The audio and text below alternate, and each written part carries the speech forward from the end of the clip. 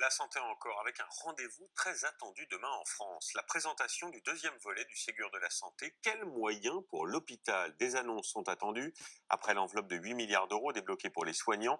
Et justement sur ce point, vous allez voir que le compte n'y est pas pour tout le monde. C'est le cas des infirmières en pratique avancée. C'est un statut hybride entre infirmiers et médecins.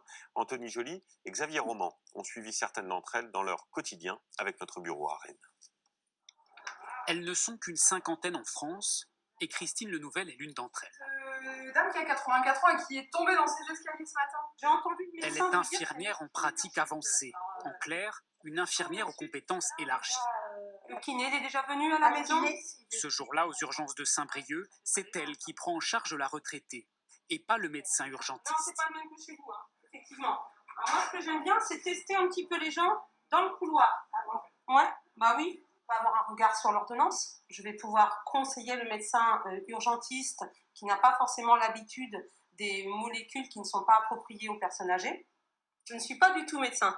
Je suis une infirmière qui a souhaité évoluer et renforcer ses compétences en retournant 2 ans à l'université.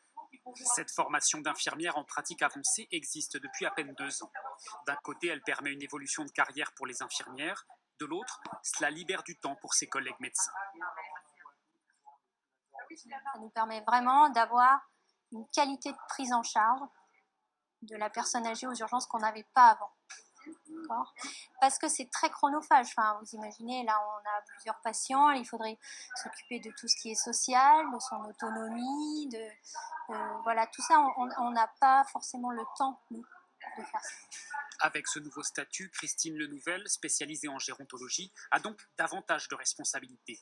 Sauf que son salaire, lui, n'a presque pas bougé, à peine une vingtaine d'euros supplémentaires.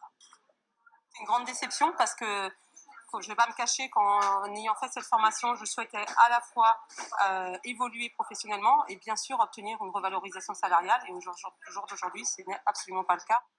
Une rémunération pas à la hauteur et pour certaines, l'impossibilité d'exercer. Plusieurs infirmières libérales sont dans l'impasse, comme Tatiana Henriot. Elle aussi a passé la formation d'infirmière en pratique avancée, mais elle n'est pour l'instant pas reconnue. La faute à une convention que l'assurance maladie ne lui a toujours pas signée. Tout est à créer, il faut créer le forfait, il faut créer... donc aujourd'hui, au niveau administratif, ça ne suit pas, en fait. Clairement, c'est ça. C'est en décalage avec le terrain. Conséquence, aujourd'hui, elle continue, comme avant, ses tournées d'infirmière libérale, Si vous avez pu avancer un petit peu... mais sans pouvoir mettre à profit ses nouvelles compétences. Un gâchis et une perte de temps, selon elle.